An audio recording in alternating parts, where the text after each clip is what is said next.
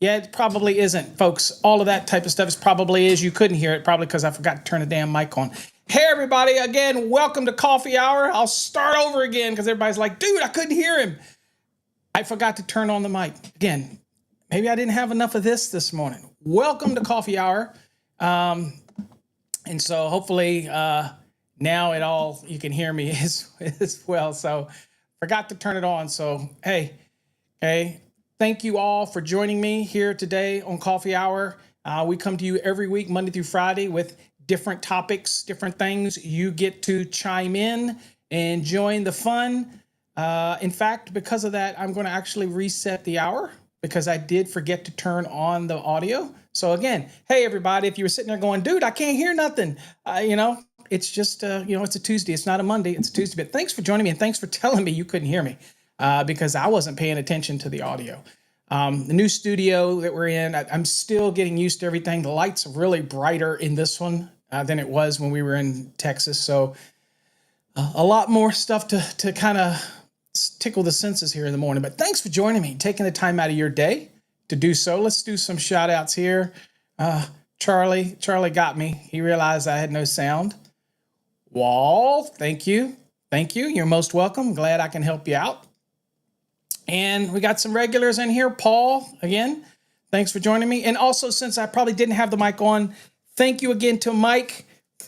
You know who you are for sending me this awesome hat from out Colorado Springs. Again, it's a fire instructor because everybody knows I'm an NRA fire instructor, and I used to teach concealed carry out in Texas. We moved back here to Virginia. I have no plans to do that here. Kind of the private life. I love to shoot my guns. I have a massive collection of firearms. I just love guns. So, at the end of the day, hopefully I can make it out. My bucket list is to get out there to see Dragon Man's Museum out in Colorado Springs. So if I'm out there, Mike, if you're watching or you watch a replay, thank you for the hat. And I will see you out there. I will holler at you and I will take you to dinner and you can get whatever you want, fanciest restaurant you want, whatever you have in Colorado Springs. I got you. But I appreciate it. Thank you. Eric, good morning from California, up early. The official state with an official poop map. Yeah, little places where they're, that's an interesting, when people create apps, that's one I would have never thought to create is where's the poop? Not my thing. What's up, Red Dog? Thank you for joining me. As always, I appreciate you joining me.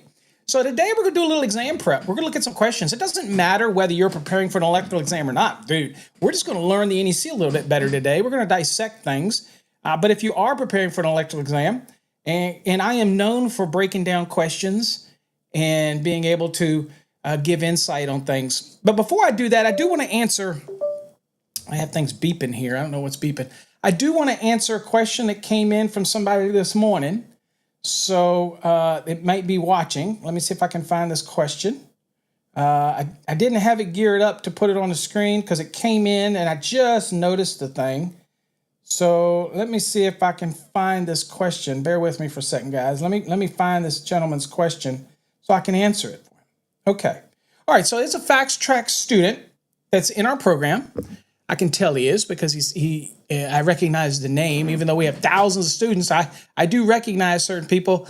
He says, hello, Paul. I need some clarification on 430.6 A1 and A2. He says, and this is for motors. Okay. We're going to get into our lesson today. We're going to look at exam prep questions. If you got any questions, you can put them in the comments. I'll try to answer them. But I want to answer this question.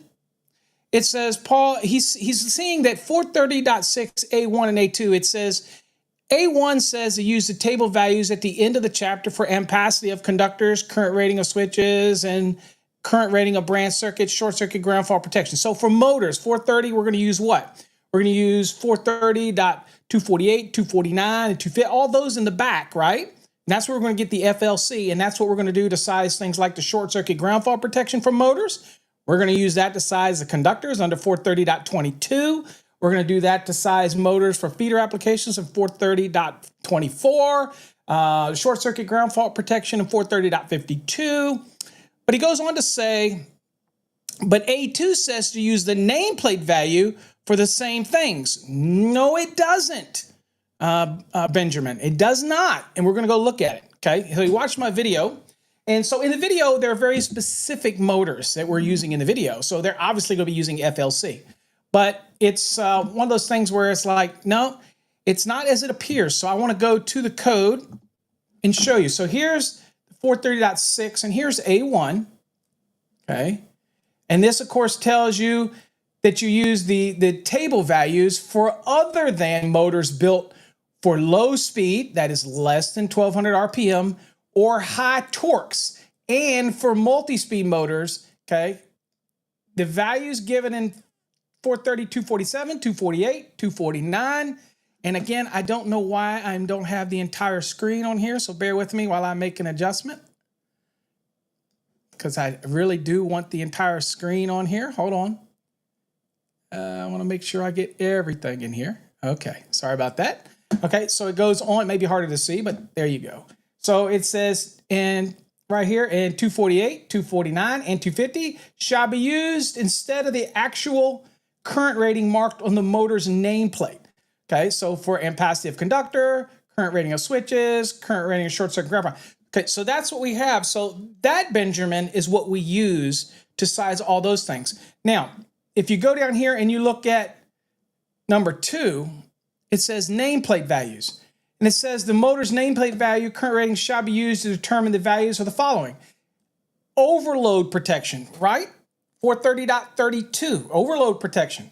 And for those motors that we just saw that were excluded from using the FLC, it says for motors built for low speed and for high torque, those type of things. So these are the things that were omitted up here in 1. So this is your general. And then down here, it reminds you, okay, that you use a nameplate for overload protection, which we already knew that in 430.32, right? We already knew that.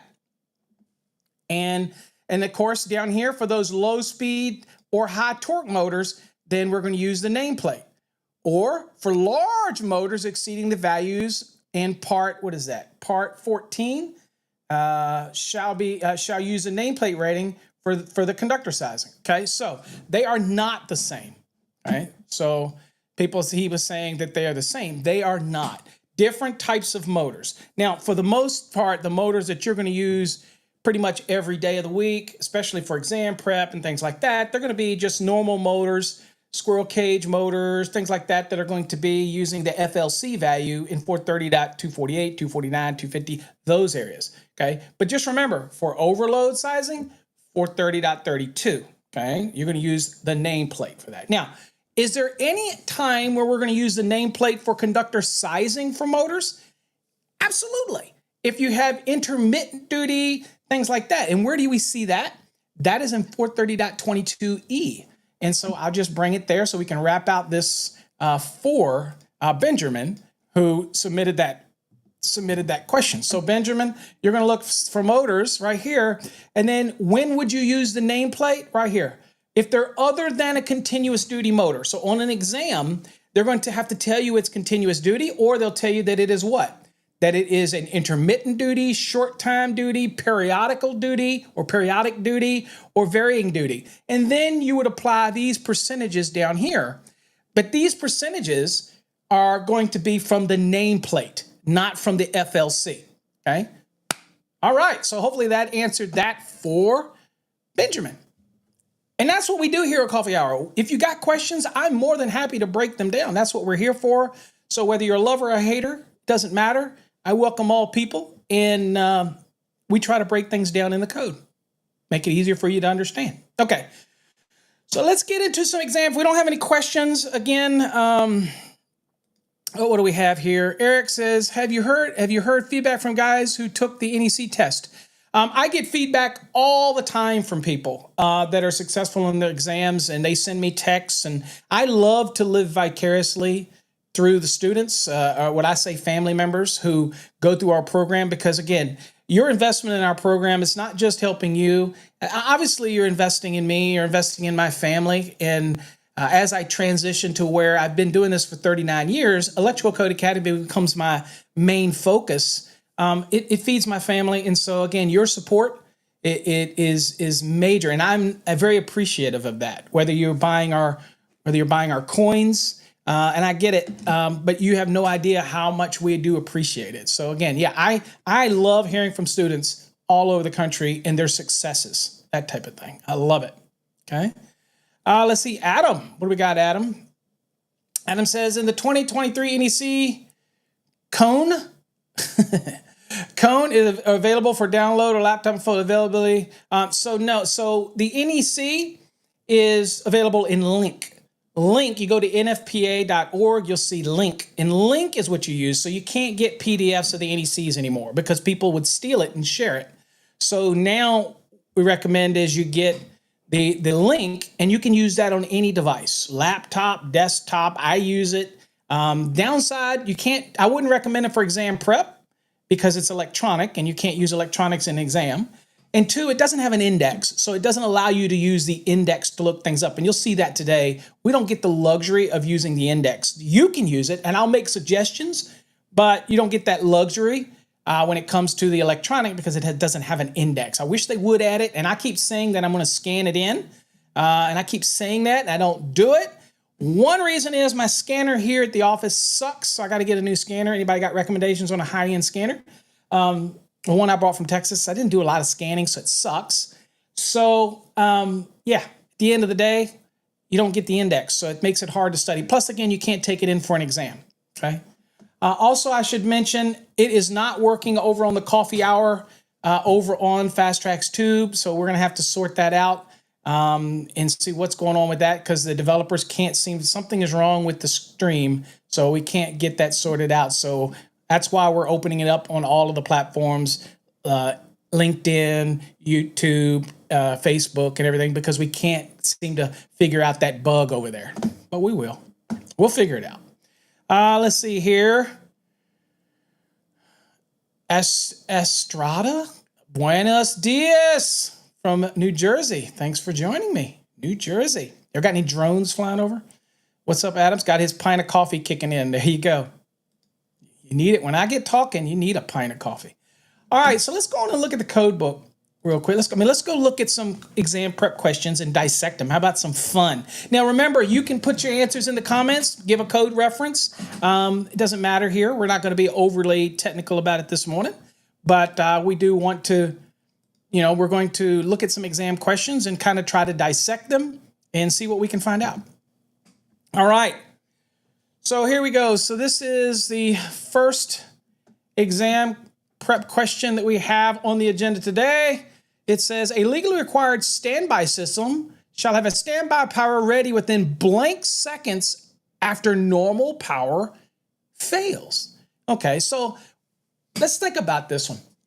So we have different types of standbys, right? We have emergency, which is, which obviously makes sense, right? If you had emergency, it needs to come on very quickly.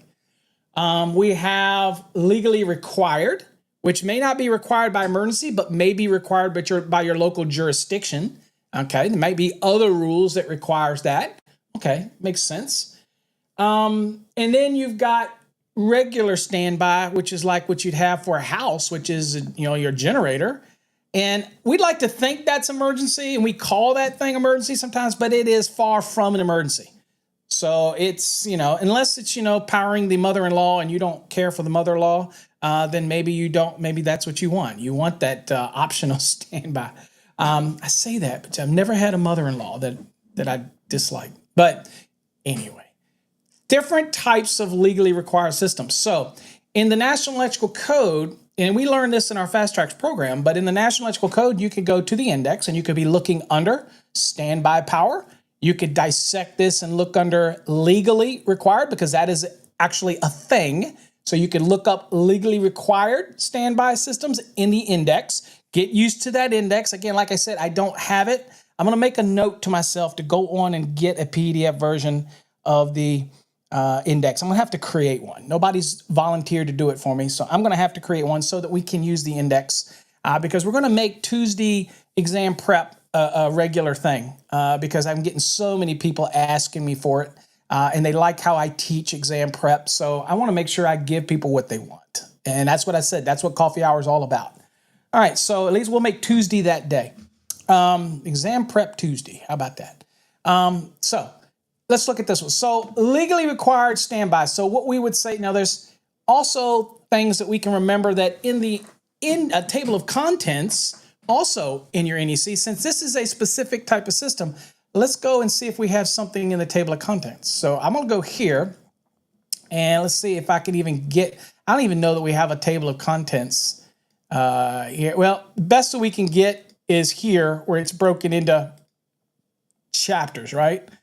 So this is, this is LINQ. So we're bound by the limitations of LINQ. Okay, not a whole lot I can do about it. So if you go down to chapter 7, which is special condition, you're going to see, and you'll see this in the front. You'll see there's emergency.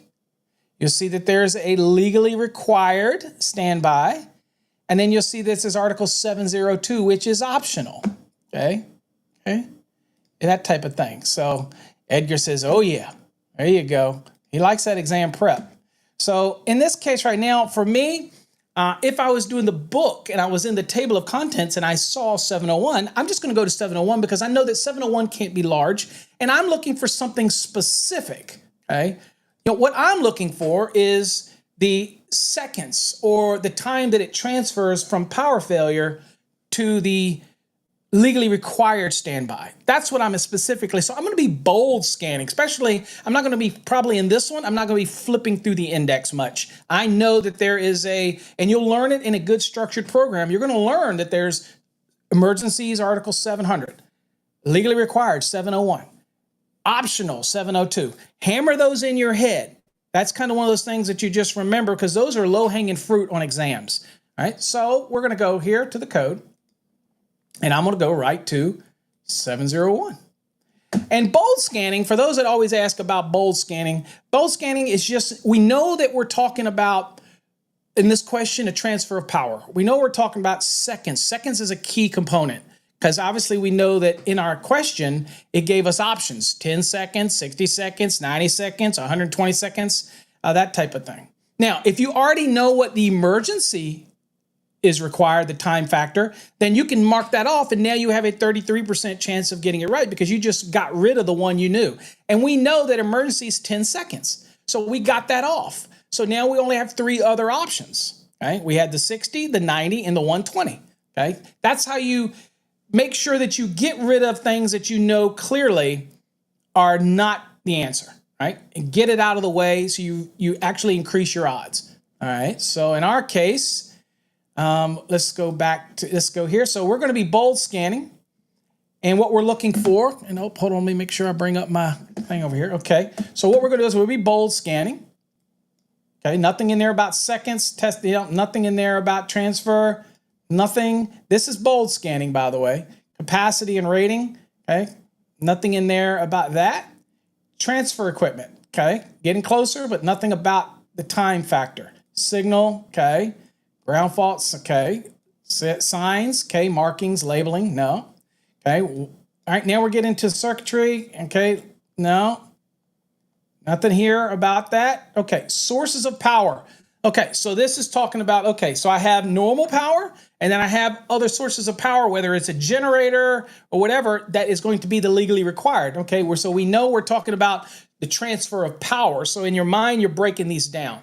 And so then I'm looking at it, I'm just simply going to bold scan it and look for, all right, boom, I immediately saw seconds. Okay. So here it says current supplies shall be such that in the event of a failure of normal supply power, ding, ding, ding, ding, ding, it says, okay, it goes on to say the legally required standby power will be available within the time required for the application, but not to exceed 60 seconds. So it could be quicker than 60, but as far as we're concerned for an exam, it is 60 seconds. So we go back to the question, and obviously 60 seconds. There. Now, we can also look at our reference here, and there it is. And by the way, these are the questions that are in your database. If you're in the basic and enhanced program over in Fast Track. So there's literally hundreds and hundreds of these, but this just kind of how you can see it, okay? All right, go to the next one. Y'all are doing great. All right, what's the next one? Although nobody answered it, so I'm going to say you're doing great, but y'all are awful quiet this morning. So you're going to have to blow off that code book. Got to get that dust off of it, folks. All right.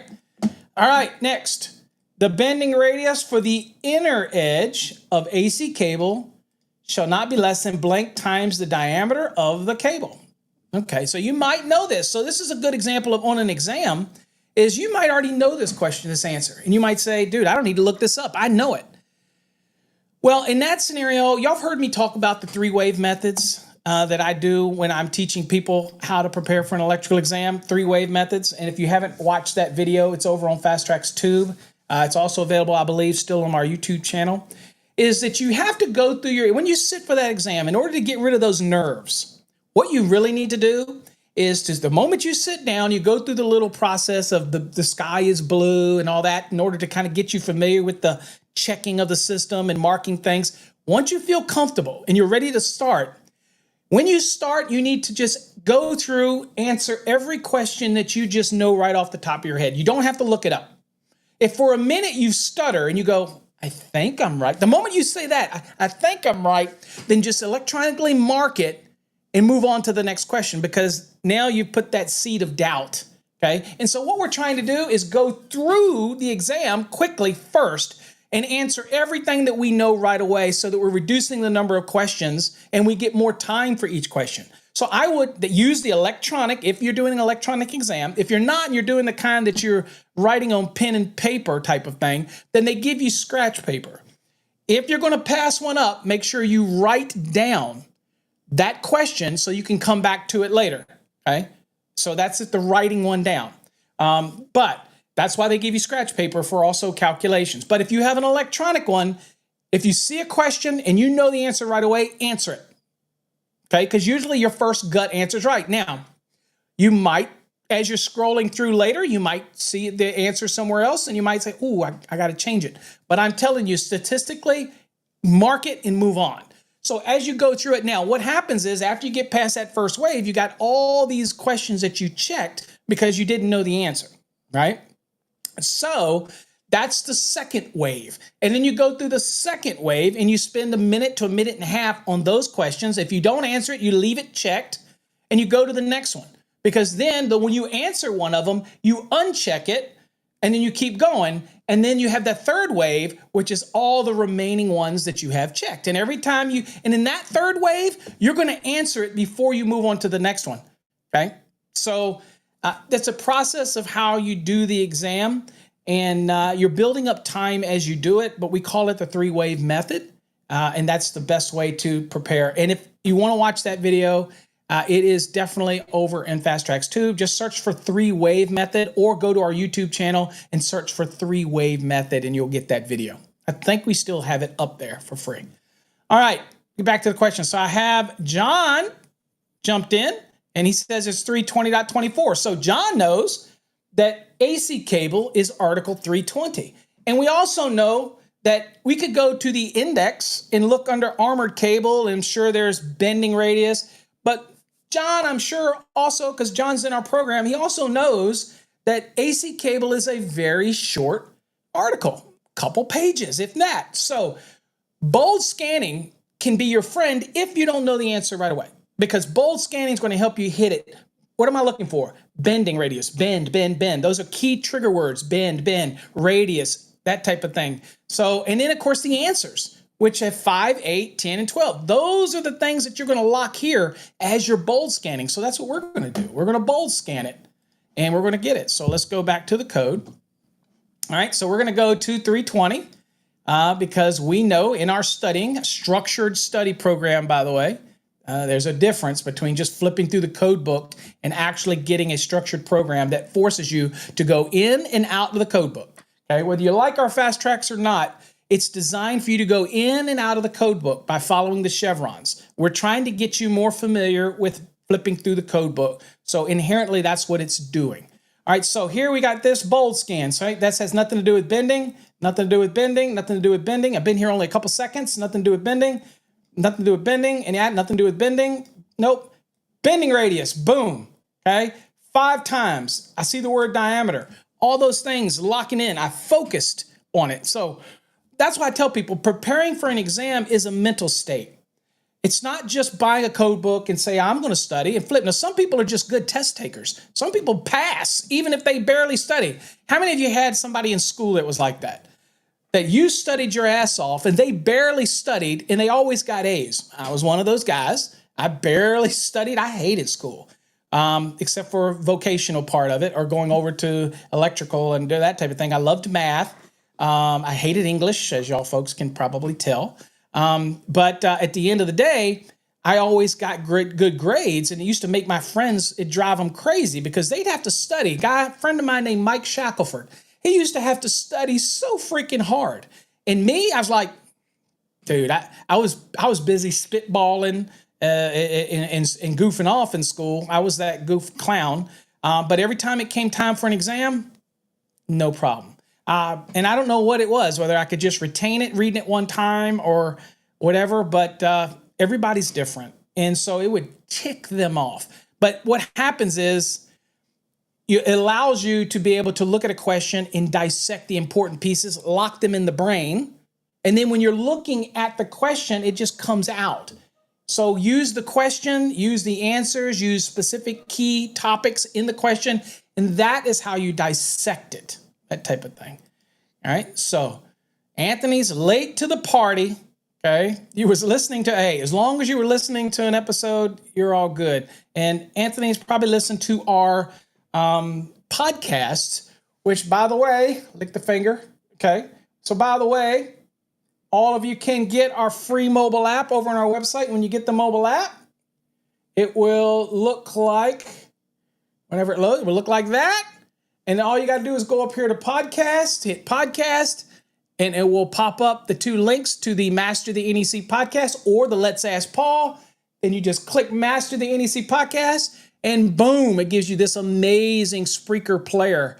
And you get to listen to all the podcasts. You can even stream them to Bluetooth devices. Anyway, all available in the mobile app. You ain't got to go hunting it anywhere. You ain't got to go to Spotify. Yeah, all right there. And this is free. I'm not going to charge you for a mobile app. Who the hell would ever do that, right? Okay, so bending radius. Let's get back to the question. Let's get to the code. And let's see here. We did the code. And let's see here. Okay, so we saw that it was 5 times the diameter of the AC cable, right? Now, here's an interesting tidbit. If you get questions on an exam about bending radius, right? Then remember that typically for the cables, it is always dot 24. Okay, so some things you just lock in your mind, like dot 30 is securing and supporting for cable assemblies, dot 24, bending radius, that type of thing. So some little dot 10 is used as permitted, dot 12 is used as not permitted. Okay, so when you're in chapter 3, you'll kind of get used to some of those little things that you'll remember just like that. Okay, doesn't mean you have to commit them to memory, but it's kind of those things that you just get used to. All right, let's get back to the question. So we saw that our answer was 5 times. And again, you got your code reference, boom, right there, 320.24. So let's see here.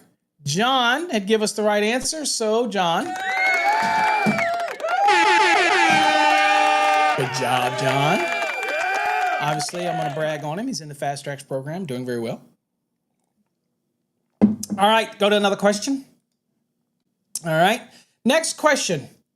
A conductor carrying 30 amperes at 0.5 ohms will lose what as far as its wattage? Okay, all right, so let's see here. Oops, hold on. I forgot to turn off my thing, and people are trying to connect to me. I don't know why they're trying to connect to me. Anyway, okay, so let's see what we're doing here. All right, so we have 30. And we're like, okay, what's the value do we do in watts? So this is, we have to think of, all right, we're solving for watts, right? We have 30 amps and we have 0.5 ohms, okay? So we're solving for watts. So how do we do it? PIE, okay? We're trying to solve for power, okay? So 30 times 0.5, all right, oops, hold on. Am I not getting enough solar? I'm not getting enough solar. What the hell's going on with my thing here? What? My calculator's not working. It's a calculator. Hold on. Calculator's not working here. The freak? What? Yeah, you got to be crapping me.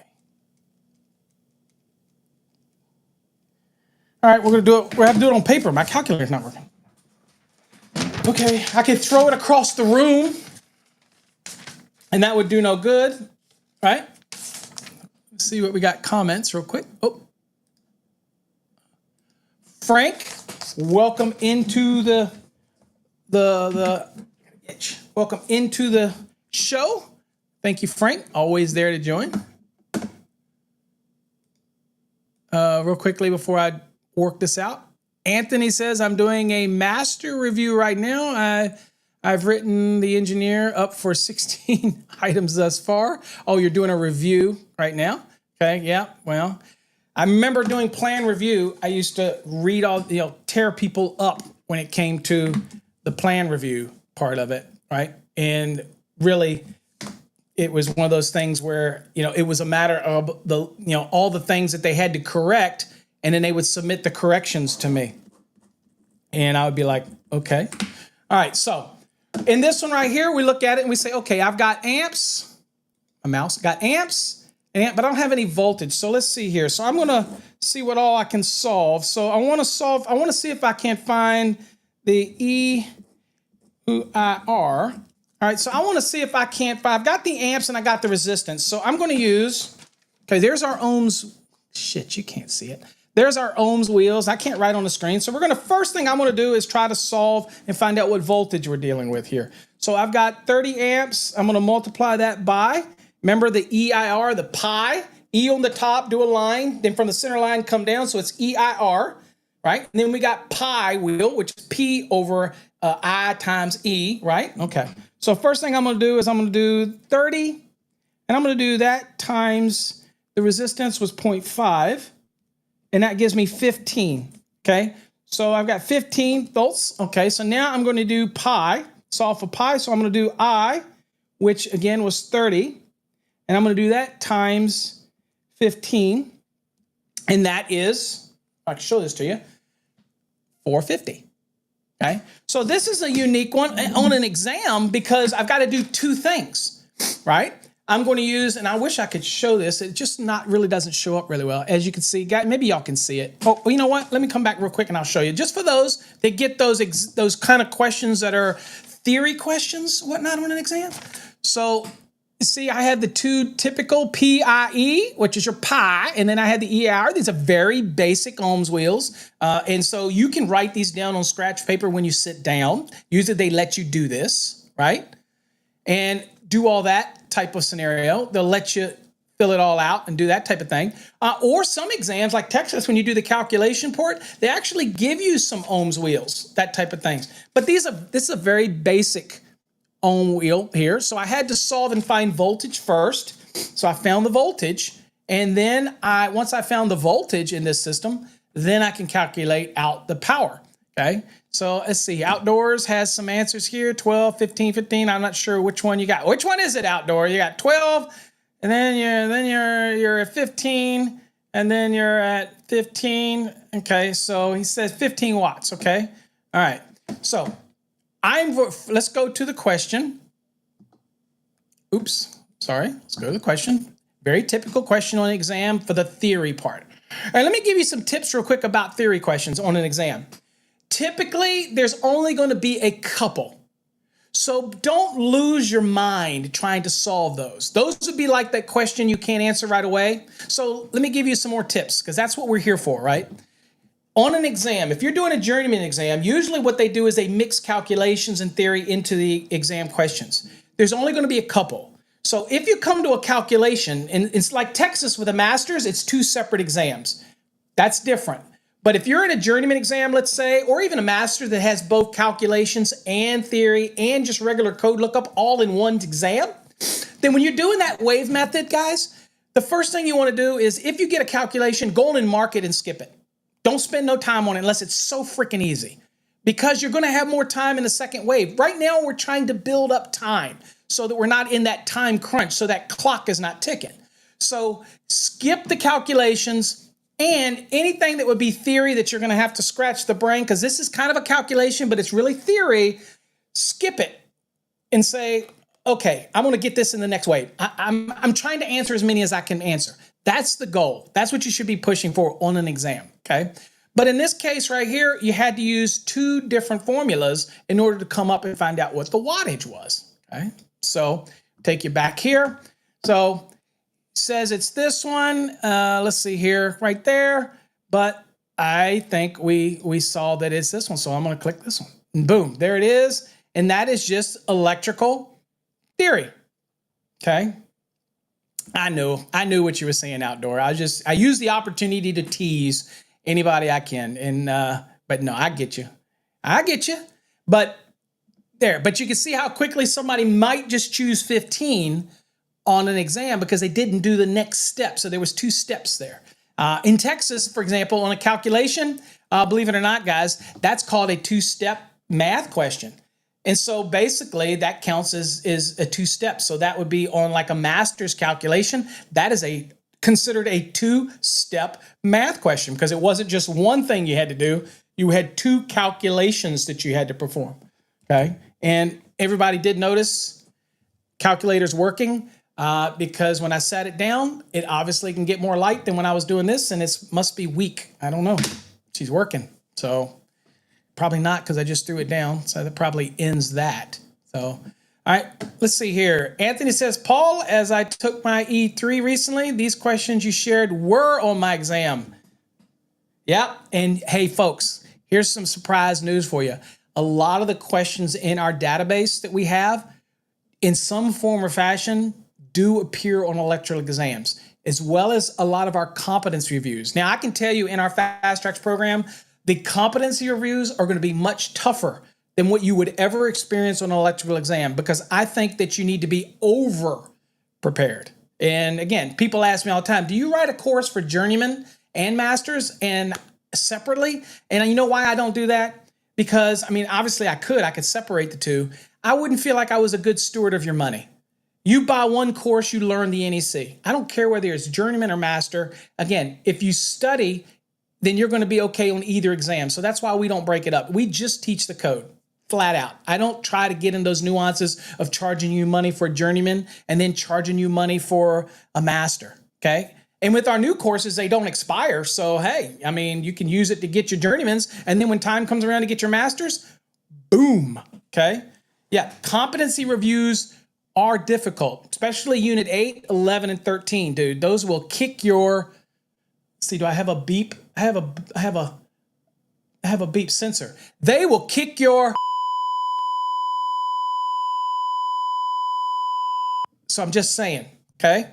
All right. All right, let's go back to another question. I'm going to thank y'all. Y'all let me know if y'all like Exam Prep Tuesday. Because I have a lot of people that like this format. And I also find that I can share a lot of just information with you. All right, so let's go to the next question. Okay, next question, folks. Blank cable is permitted to be installed as direct burial without any other protection. Okay, what do y'all think? Blank cable shall be permitted to be installed as direct burial. So it's talking about cable. Okay, so it's not necessarily talking about single insulated conductors, right? That's my observation. It's talking about a cable assembly. All of you probably are very aware of what type of cables. David was right up on there. David, didn't see you in there. CMECP's in the house. Hold on, I got David. I got. Hold on. Wait a minute. Okay, got that for you. Thank you. John, threw it out there as well. Okay, so of these options, you can do deductive reasoning and answer this one. And this is an example I use on an exam. If you're sitting for an exam and you get this question as one of the first wave questions, dude, you shouldn't have to look it up. if you're an electrical guy and you've been doing it for any amount of time, whether you're apprentice, this is a good example. And these do appear on exams. This is one where you should say, dude, answer and go. Obviously, you know, non-metallic sheet cable is the dry location only product.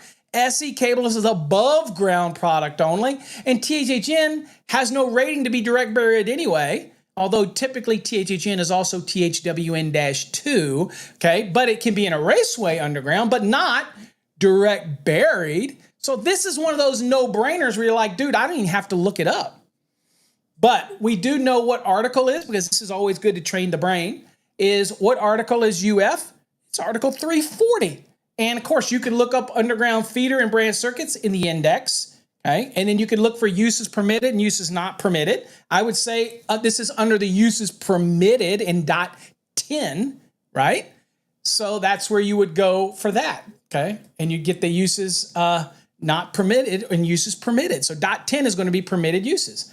So if I were to go to 340, just to go there for craps and giggles, and I'll share this, 340.10 uses permitted, and here we go. For use underground, including direct burial in the earth. Boom, okay, all right. Also for use in wet, dry, and corrosive locations, UF, which takes the place of NMC. If anybody's ever wondered what NMC was, no manufacturer makes an NMC. So the substitute for that is UFB. Does anybody know what the B means? The B means that the insulation on the conductors inside of the cable are rated for 90. That's what allows you to use the 90 for adjustment and corrections. For example, in 334.80. But at the end of the day, you still can't exceed the value under the 60-degree column. So then again, it's just for adjustment and corrective purposes. But that B does tell you that the conductor's insulation is rated 90. And this happened all the way back in the 80s, 84, I believe, where we had older wiring that was 60-degree rated insulation, and they were taking new luminaires and connecting onto it that had 90-degree rated insulation. But the reason they were doing that is because the luminaires were getting much bigger lamps on it and much more power at that time, which generate more heat rises. So the 90-degree whips that were on the luminaire, back then we just called light fixture, those could handle the excess heat, the added heat. But the wiring that came out of the box that was in the walls could not, and it started having problems. So they started mandating that, and I believe it was 84, they started mandating that the NM cable be 90-degree rated insulation. That's where the dash B came from, okay? It's just a little history. See, that's what you get when you come to coffee hour. You get a little bit of history, right? But if you don't believe me, then all you got to do is go to what? The NEC. NEC will help you. All you got to do is go right here, 334.112, and it tells you right here, conductor insulation shall be rated 90 degrees. Again, even though we're limited to the 60 degree for just, for at the end of the day, it's still rated 90-degree insulation. And again, that's why you see this little note down here, informational note, and it reminds you NMB or NMC-B, but again, nobody makes NMC because it's basically easier to just use UFB, and us manufacturers don't want to make the NMC. Just sharing with you the facts. All right. Why we want to make two products? Just use the UFB. All right. Y'all get me. Okay. So let's go to the code question. Y'all are doing great this morning. So right there's our answer. There's our reference. 340.10, item number 1. And again, you could have gone to the index, but this is one of those no-brainer ones, right? Where you just go, dude, no-brainer. Okay. Now, why do we use the 60 if it's actually rated for 90? Well, I could cop out and say that it's basically because that's what the NEC says. But basically, the majority of the time, non-metallic sheath cable is going to be embedded in some type of thermal insulation. It's going to be encased into the walls and things like that. And then it's just a matter of nobody doing any testing otherwise later, okay? And so all of the testing that we've done in UL 719 is geared around the temperature limitations and that type of thing. So that's why it just states it in 334.80. Now, could us manufacturers get together and say, you know what, it's time to get rid of this damn 60-degree thing? We could. But I'm going to be honest with you, and maybe I'll do that on an episode. I'll research the real in-depth history because I love doing that sometimes for product stuff. I don't like to. I'm not a code historian. You know what I'm saying? I don't like to go back and see what the code was in 1947. I have no interest because I wasn't even born. I'm about today. But I do like to look up things like why did non-metallic sheath cable get this and what changed over the years. And maybe it's because I work for a wire and cable manufacturer. I don't know, but I love that kind of history. So maybe I'll go look it up. But I can tell you this much. Most of the testing that gets done is based on the thermal aspects of it. And so it's just been locked at around 60 degrees. So, and it uses that ampacity values. But I can tell you manufacturers like to be conservative, right? Like the ampacity values in the code, 31016, I can promise you that those conductors can handle more than that. You can't because of the NEC, but I can promise you that that insulation today is way more robust than the insulation that we had many years ago. Do us manufacturers want to change the ampacities on that table? Absolutely not. Why? Because it's conservative and we don't want wires burning up in people's homes. We don't want them melting down. We have historical data, right?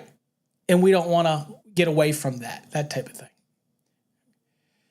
John says, I mean, I guess if you're in the business of selling copper, it makes sense to rate it lower and sell more copper. That's not the reason, John. You hater. Wait, was it?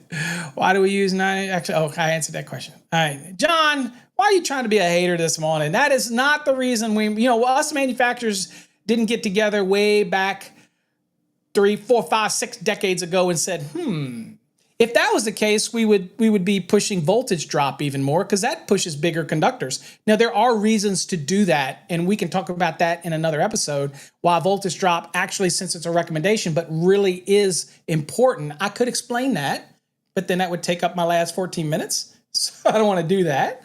But maybe we'll get into that. But don't be a hater, John. All right, next question. All right, let's go to the code. Let's go look at another question. Okay, here we go. Next one. Fixture wires shall not be smaller than blank AWG. Hold on here. Let me get rid of this dude right here. Okay, there he's gone. Okay, got rid of, I guess somebody sent me an instant message. Okay, what to do here? All right, we're talking fixture wires. So one thing you could do is stop, drop, and roll over to index and look under fixture wires. Okay. You also could go to the table of contents and see that there is a specific article dealing with fixture wires. And so either your flavor. I will tell you, fixture wires, once you understand the article, you'll realize that it's not very big. Okay. And we're looking for size requirements. So you'll see something when you bold scan that'll say minimum sizing or sizing. And then you have all these answers you can look at, 10, 12, 16, and 18. Now, first thing me and you'd know right now, just looking at this, if I was in an exam and I wanted to increase my odds, 10 and 12 are typically not used as fixture wire. It's typically not. Typically what we're going to see is potentially 16 and 18, much smaller, because we're talking fixture wire, that little wire that comes down in your swag chain, those type of things. So we're looking at going, well, I can have a 50-50 chance right away by just getting rid of 10 and 12. Right? But fixture wire is not a really big article. Do y'all know what article it is? It's article 402. Okay, so let's kind of go to the NEC really quick and remember what we're looking for. Not smaller than. Remember these sizes. Lock all that stuff in your brain. This is a sizing question, minimum size. All right, so let's go to the code. All right, so if we were going to the table of contents, for example, and you're just looking over the table of contents, and you'll go down and what you're going to see is article 402, fixture wire, okay? Or you go to the index, you'll see under fixture wire, it may say size, it may say minimum size. I don't have the index here, but I promise you guys, since we're going to make this a regular thing on Tuesdays, I will get this index. I will get it worked out. Obviously, NFPA is not going to help me, and they don't really care about me. I am detrimental to them. I think they think that, but I support them. But I don't know, the whole different story. Sargent doesn't care much for me. So anyway, so at the end of the day, either way, you could probably find the answer. So let's go to 402, and we're going to bold scan, okay? Scope. Okay, we know what fixture wire is. Okay, other articles that are applicable. Okay, the types. Okay, all the different types of fixture wire here. And we also happen to see sizing over here. Look at that. There's everything that seems 18, 18, 18A. It looks like everything's 18, although we do have some 12 and 10s over here, but we're looking at minimums. I see 18 a lot, but that's not what we're looking for. Ampacities. Well, it wasn't an ampacity question. So we're not going to stop there. Minimum size. Took us a couple seconds. Boom, 18 gauge. We're not wasting any time. We're getting right back to the question. Boom, 18 gauge. And John was right on it. Good job, John. Because he's cheating because he is a fast track student. And you know what? Knows his stuff. There you go.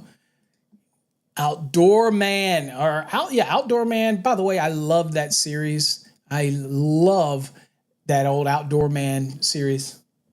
Y'all, I'm assuming you watched that. All right. So anyway, good job. All right, let's do another one. Okay. The service entrance conductors for a single family dwelling with a 122 40 volt 200 amp overcurrent protected device as the main disconnect shall require at a minimum blank AWG copper conductors. Great exam question. And people will say, I don't have enough information to answer this question. I've had people that are educators say, there's not enough information here to answer this question. The hell there ain't. Everything you need to answer this question is right here. One, we know that they said it was a single family dwelling. We know that it said it's a 122 40 volt system. We know that they said it was a 200 amp overcurrent device, right? And we know that that is the service disconnect, okay? So I want to know what the minimum is. Now, you could probably stop and be one of those guys that say, okay, smart Alec, I'm just going to go to 31016, find a conductor that can handle 200 amps, boom, wham, bam, and I'm done. Well, that wouldn't be the minimum, but it would be okay, right? And I believe that, what would that be? That would be like 3-aught copper or something like that. I'm not sure. We'll go look, but, so you might say, wham, bam, thank you, ma'am, I'm done. Well, now, there's a little more nuances to this question. John, it's almost cheating having him in the room. There you go. John's giving us an answer right there. Fast track student, all up on that. I'm going to stop saying fast track student because we're colleagues. You are learning the code at a much higher level in a structured program. We're equals. We're code people. And that's the whole concept of it, because it's different than grabbing a code book and just flipping it. You may pass your exam, but then when you go back out in the field, you don't know squat because you just flipped. But if you go through a structured plan like John's going through, you learn the code. And when you're out in the field, it makes life so much easier. That is the difference between buying DVDs or buying a $40 book off of Amazon with code questions in it. A structured program really, and it's not, I didn't reinvent the wheel. It takes you out of the course, into the code, into the course, into the code, into the course, into the code, and then it hits you with questions, then it hits you with competency reviews. Boom, boom, boom, bam, bam, bam, bam. That's what it's trying to do, okay?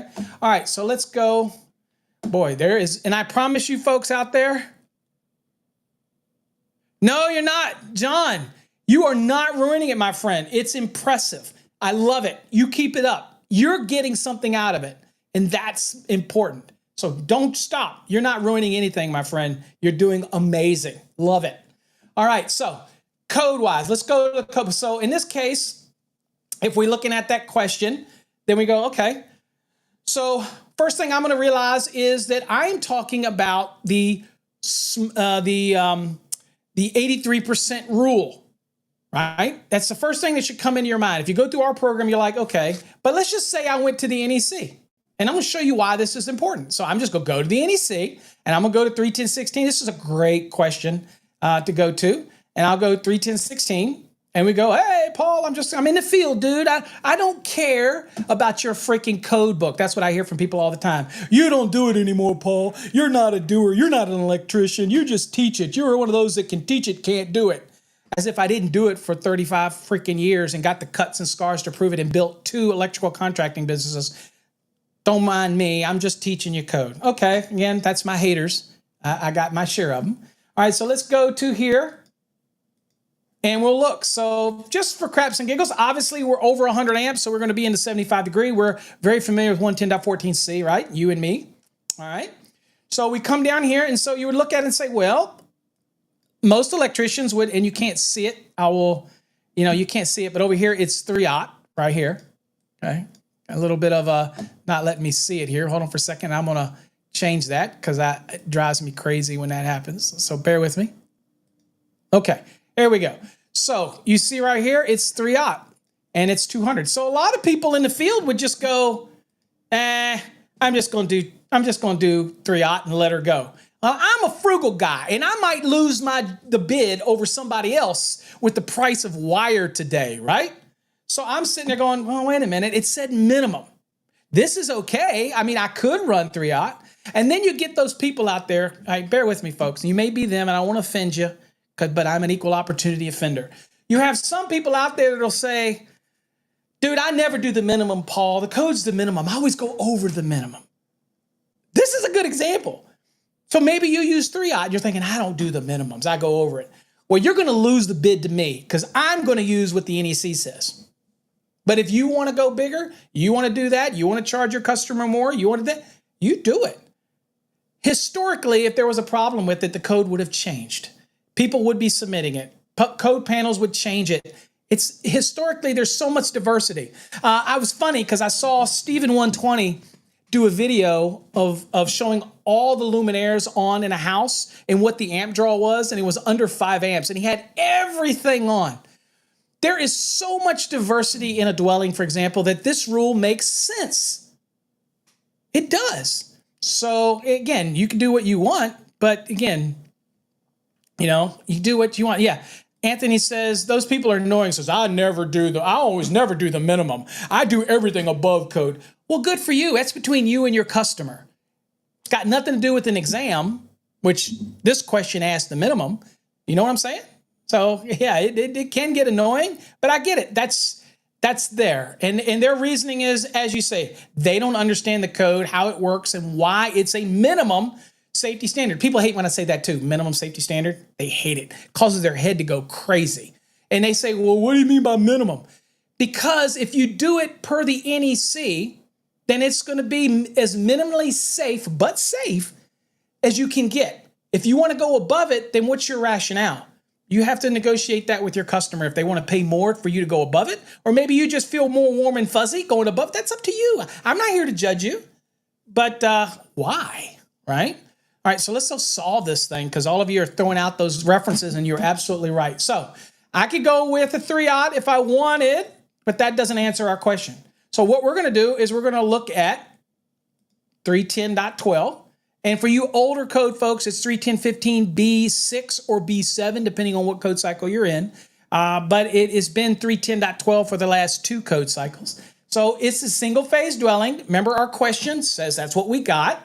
All right. In our case, it was a 1-family dwelling. Okay. It was a single phase and it was 12240. Okay.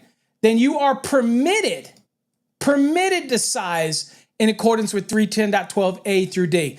Permitted. So could you go and use the 3-aught for 200 amps that's in 310.16? Could you? Absolutely you could. If you want, right? That's what you want to do. But you're permitted to use 310.12A through D. All right? So this one is one we're working with, is the service right here. All right?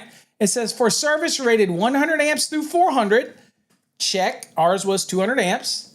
The service conductor supplying the entire load. Okay, it says it was the service. So that's it, the main breaker. That's supplying. Those conductors are seeing the entire load of the dwelling. Okay.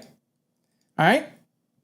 It's telling me that shall be permitted, and we're talking about the conductors now, shall be permitted to have an ampacity not less than 83% of the service rating. If no adjustment corrections are required, then I can just pull straight from this table. Now, if I've got adjustment and corrections, means the ambient temperature is other than 30 degrees Celsius, 86 degrees Fahrenheit, or have more than 3 current conductors, then I cannot use this table. So what do? Well, I'm not going to go over that in this lesson. We'll save 310.12 for a whole total lesson because we just want to answer the question because there was no adjustment or corrections in our question. But here's why I encourage you to use your resources. And Anthony, elaborate again on the 90.1 so I don't have to go look at it. Just tell me what you're focusing on there so I can push your point. But the reason that I'll look at this and I go, well, if I was lost and I forgot how to do an adjustment or correction for this scenario, then what I would do is I would go to the index, Informative Annex D. And Informative Annex D has an example of how to do an adjustment or correction on a service and using 310.12. Okay, so it shows an example. So if you ever get stuck and there is an adjustment or correction that has to take place in this service application where you would be applying 310.12, don't forget there is an example in the annex, Annex D, how to do it. And then it's going to give you, and it might jog the memory. You go, oh, I get it. It's the same way I do adjustment and corrections for regular conductors. It's no different, that type of thing, okay? All right, my timer's going to run out, but we're going to finish this thought. And if you have any other questions you want to put in the comments before I leave you folks, make sure you put them in there because I'm going to end this and teach this, and then I'll look and see if there's any questions, all right? Okay, so we're going to go a little over today. All right, so in this case, I could just simply go down for that 200 amp right here. And it says that it can be a 2-aught copper. So 2-aught versus 3-aught, right, is going to be a difference in cost. Now, maybe it's only 4 or 5 feet. Maybe it's not a big deal, okay? But there is a difference in cost. But for answering the exam question, this would be the minimum. And for those that say, well, how do you, make sure my calculator is working. For those who say, well, how do you calculate that without just going to the table? Okay, well then, remember it said 83%? All right, so if you go back up to it, it says 83% of the service rating. What's the service rating? Then the service rating is the rating that's on the overcurrent device for the service, and that would be a 200 amp. So I would take 200 times 0.83, and that is 166. So that is the size of the conductor I at least have to have. It has to handle 166 amps, and obviously the 75-degree column. So we can, instead of using the table, now we can go to 310/16, and we can go under the 75-degree column because we're talking copper, and I look for a conductor that can handle 166 amps because that is the 83%. I can't be below that. That was the 83%. So I'm showing you how to do it without using the table in case anybody's lost on that. So then I come down here and you see that, well, obviously 1-aught's not going to work because that's 150. But there's that 2-aught and it's good for 175, means it's perfectly okay to handle at least 166, which is the 83% of the service rating. So that mirrors the table.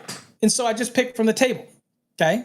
So there you go. So in another video, or derating demystified. How many of you have watched that video over on our channel?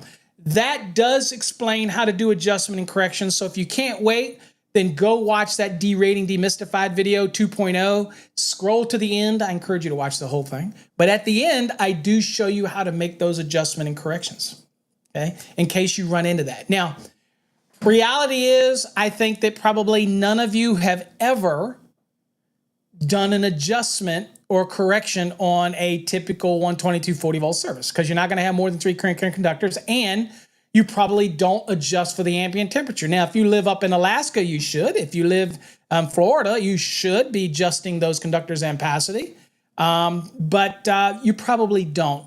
And unless the exam question states otherwise, then you're not going to be doing that either, right? Okay. So we'll answer out this question. So obviously we have to choose an answer. We already looked and we chose the table, but we also showed you how to do the math itself. And we saw that it was 2-aught. And there you go. And there's your reference.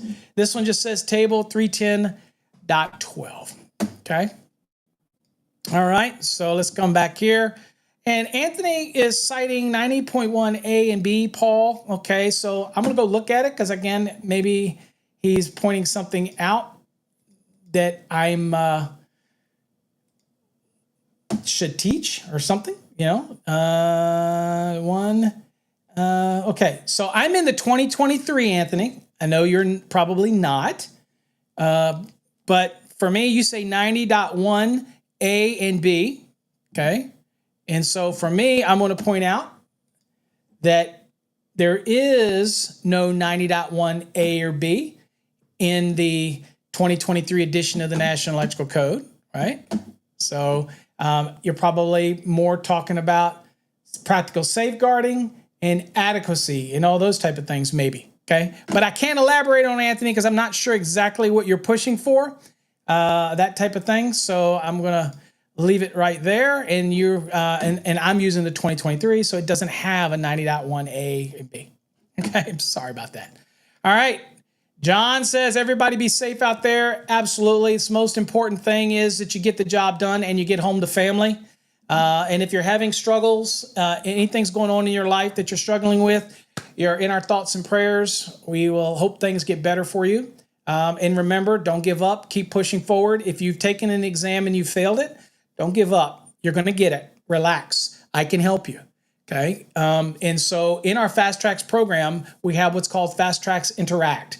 That is the ability to ask questions directly from inside of the program. And that's what we're encouraging people to do.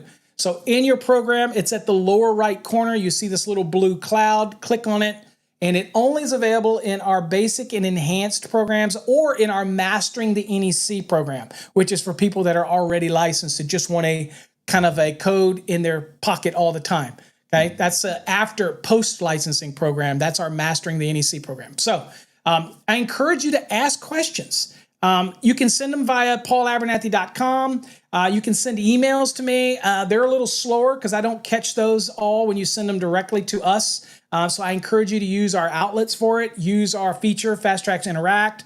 Use paulabernathy.com because, again, those go to a certain location and it's easier for me to answer.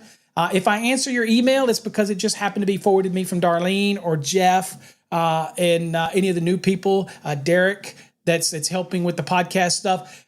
They will send it to me, but it could be missed. It won't be missed if it's paulabernathy.com or you do it in the Fast Tracks Interact feature. Now, for those that have the Black or the Plus programs, there is no Fast Tracks Interact. It didn't exist. So you're going to have to use paulabernathy.com.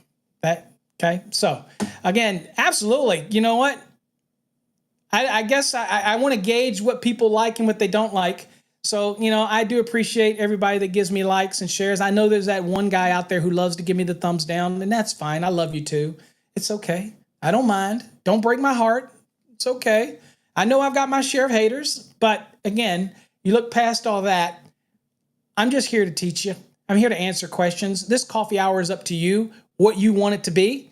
And so make sure you send me topic requests. Today was a topic request. They wanted me to do exam prep. If you liked it, let us know you liked the exam prep, you liked the engagement. I promise you my coffee was not spiked today. I'm just this way all the time. These is our new mugs that are available over on our website, available in black and white for journeymen or masters. Again, we have the swag if you want to show some love. Whatever you want, I'm here for you. All right? So yeah, absolutely appreciate whatever platform you are. Thumbs up. And share it with other people, and we will see you, okay? Anthony says, did we read? We did look at it, Anthony. You must have missed it, but there is no 90.1 A and B for the 2023 edition of the NEC, and that's what I'm working on. So, sorry, okay? So, it wasn't here, so you gotta remember, I'm teaching the latest edition. The 2023, and there is no 90.1 A and B in the latest edition. Okay, so there's my out, Anthony. We definitely will cover it on another episode. All right, folks. God bless. And again, Mike, you know who you are out there, Mike, Colorado Springs. Thank you, brother, for the hat. I'm a hat freak. Y'all know I love hats.